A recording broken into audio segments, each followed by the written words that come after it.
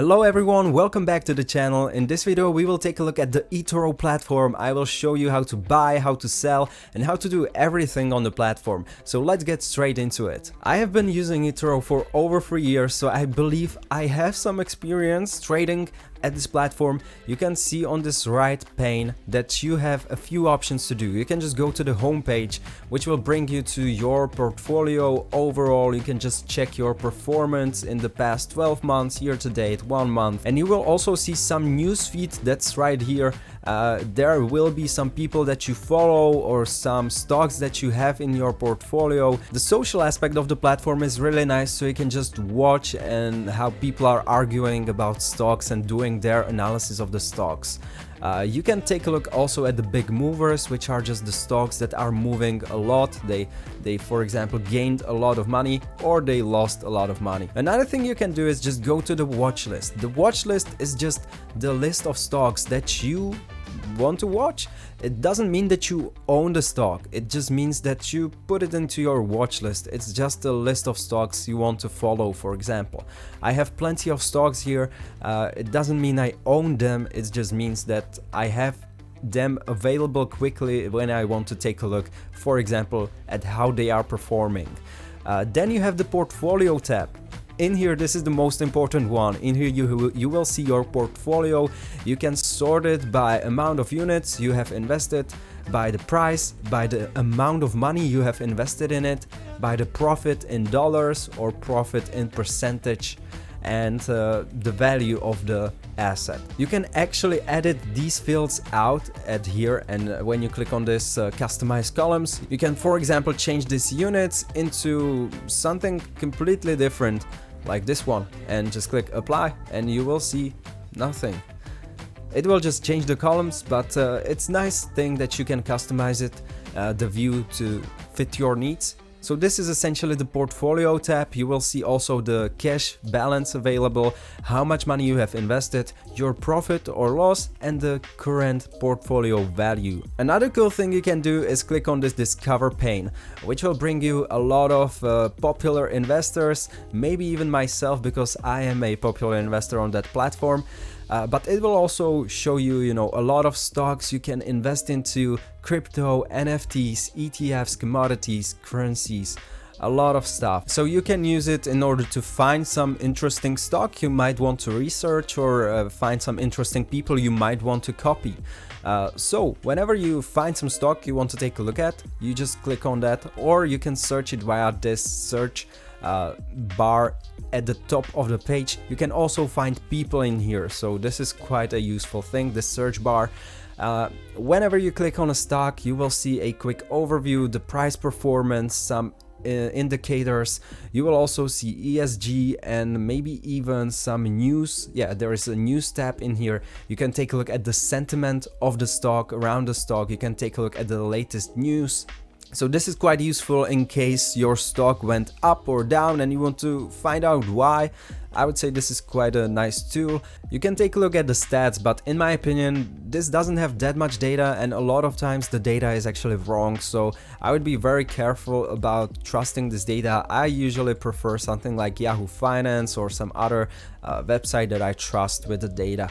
You can click on the charts in case you want to do some technical analysis or whatever. I personally don't do it, so I don't have much experience navigating in this tab. But one tab that I would say is quite interesting is this analysis tab, but it doesn't work for this stock, so let's find out other stock for which it will work.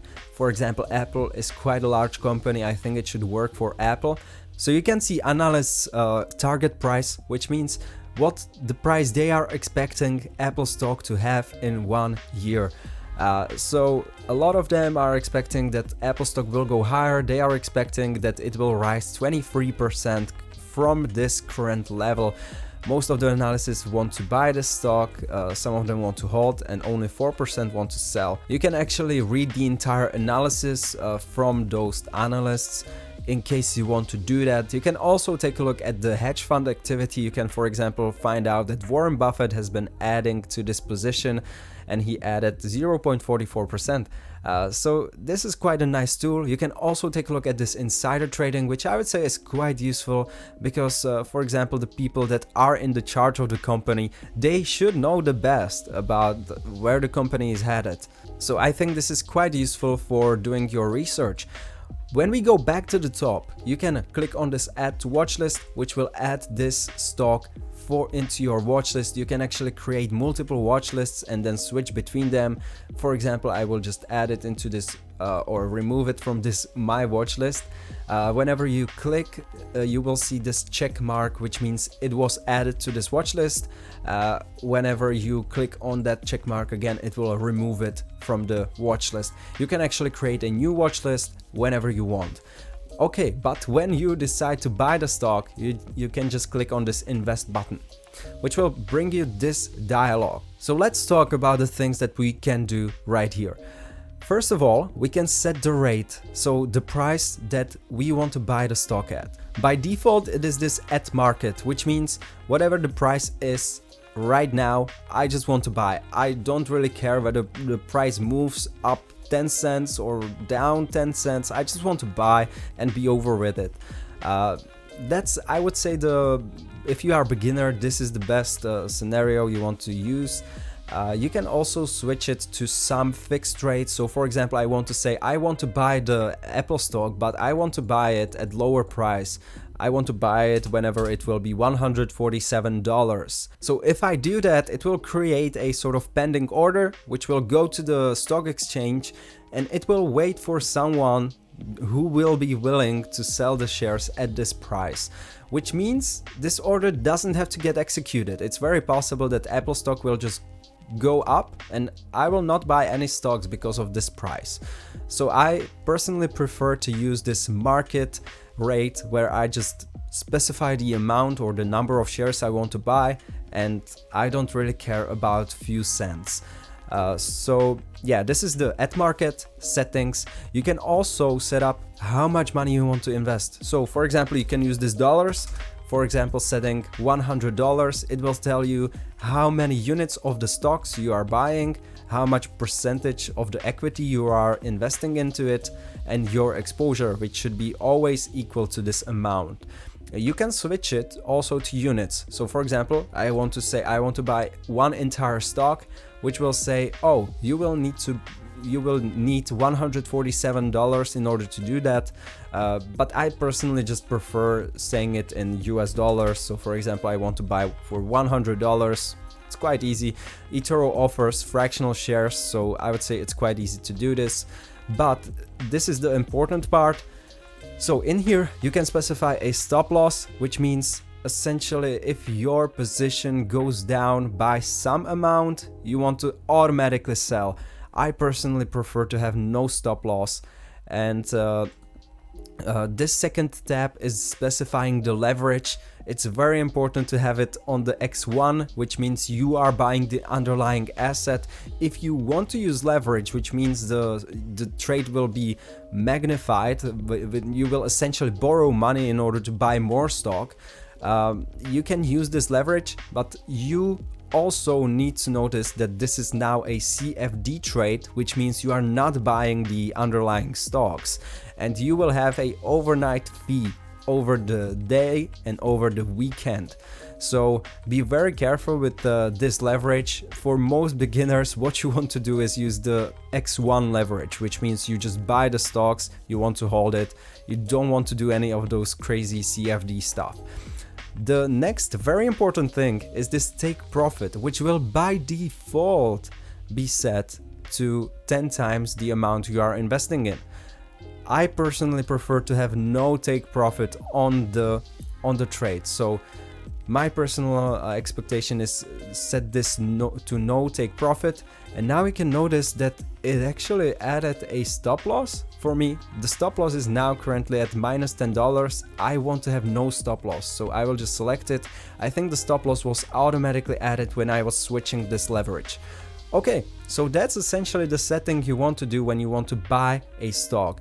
Whenever you are ready, you can just click on this set order and it will execute it. Once you decide to sell a stock, it's very important to do it this way. The one thing that a lot of people would do is they would click on this invest. For example, I want to sell Apple shares. I would click on this invest and I would click on this sell and try to sell, you know, $100, which is, it sort of makes sense to do it, right? But it's not the way to sell a stock. This will create actually a new trade, a new CFD trade where you will be essentially shorting Apple stock. So please, please, please, when you want to sell a stock, don't do it this way. Don't do it this way, because this will create a new trade and you most likely don't want to do that. So whenever you want to sell a stock, you just go to your portfolio and you will find the stock you want to sell. For example, I would like to sell Electronic Arts. I click on this three dots and you can see this close all button, which will essentially close this position and sell it out. I can actually click on this trade, and whenever I have multiple positions open, I can just close one of them. So for example, I want to sell just a part of the position, I can just close it and the other position will not be affected. So this is the way you want to sell a stock. This is very important. By the way, if you are learning some valuable things and valuable tricks, please like the video. And if you are not registered with eToro yet, you can use the affiliate link in the description of this video in order to support the channel. So now we have learned how to buy, how to sell. For some of you, it might be also interesting to learn how to copy a person, how to copy a popular investor just like me. You can do it quite easily. I will create a separate tutorial where I will explain how the copy portfolio feature works and how you can use it. So please check out the video description if you are interested in that video. Okay, let's continue. So another thing that you may want to do at some point is withdraw your fund, and you can do it by clicking on this withdraw funds button. You just select the amount you want to withdraw. You might have to make sure that you have the cash in order to withdraw. But then you will see a fee, whether you have a fee or not. If you have over $25,000, it should be free. If you have less than that, it should be $5 commission for withdrawal. So you can just select the amount of money you want to withdraw, click on next, and by default I think it will use the sort of method that you personally used in order to deposit funds. So this is, I would say, for safety reasons, I would say this is quite a good feature, so that someone cannot, withdraw to some different bank account. It will automatically use the bank account you have used in order to deposit. If you want to switch it, you still can do it, but you can switch it, I believe, to some other method that you have used in the past in order to deposit the money. So you cannot switch it to some completely random method, I believe. I would say the withdrawal process is quite fine. I think it took like 3 days for eToro to send the money, and I had it at my PayPal account. Whenever you want to deposit funds, you just click on this large deposit button, funds, and in here you can select your currency that you want to use in order to deposit, for example US dollars, and you can specify the amount of money you want to deposit, the method you want to use, for example PayPal. You can use credit card, Trustly, bank transfer or Skrill, whichever you prefer, and then you just continue and deposit the money. It's quite an easy process. It's just like buying something online. Another cool thing that you can do is switch to a virtual portfolio. It will ask you to double check whether you want to do that. You will click on the switch to virtual portfolio, which means you are now trading with virtual money, not the real money, so you can just test the platform out. Especially if you are a beginner, I would say this is quite a useful thing to do, to switch to virtual portfolio. Try to, execute some trades that you want to execute, just to be sure that you don't mess up something with your real money. With the virtual money, if you just click on something and you do something wrong, it's fine, it's just virtual money. But when you do it with your real money, you can lose a lot of money by accident by just clicking on the wrong button. So whenever you are a beginner, feel free to just click on this virtual and use this virtual portfolio in order to buy and sell. you can see that this is a virtual portfolio. Whenever I click on this home button, I can see virtual portfolio value and it will be like a blue color. Whenever I want to switch back to a real account, I can just do it with this switch to real. It will again double check, okay, yeah, I want to go to the real portfolio. Now I can see my real portfolio. So this is, in my opinion, an eToro platform tutorial. I hope I did not forget about something. If you feel like I did, feel free to write it down in the comments down below. Otherwise, if this video was helpful, a like will be very much appreciated, and I'll see you next time.